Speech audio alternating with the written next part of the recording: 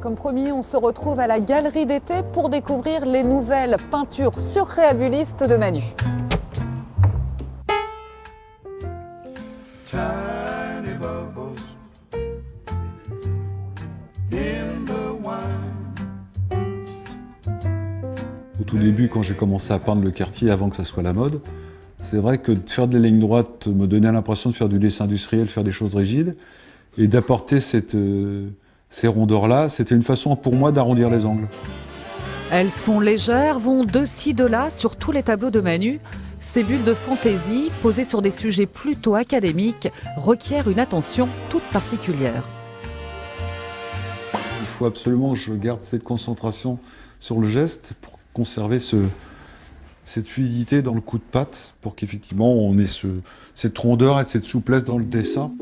Chaque bulle est un monde qui s'ouvre, parfois en jouant les loupes, ou bien au contraire par un effet rétrécissant. Mais il peut aussi arriver que la sphère recèle une image tout à fait différente du tableau.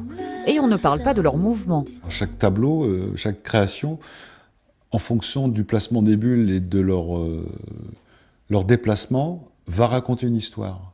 La mienne, mais celle aussi que veut voir l'amateur d'art. Le Havre a beaucoup inspiré Manu et lui a permis d'exposer à l'étranger, notamment à Barcelone et à Shanghai. Mais le temps est venu de faire une pause. L'autodidacte va profiter de sa pré-retraite pour aller semer ses bulles en Sicile. J'aime bien ma ville.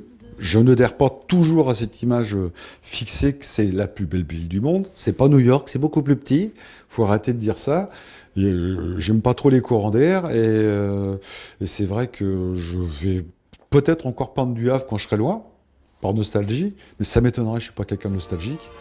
Et voilà, raconter d'autres histoires.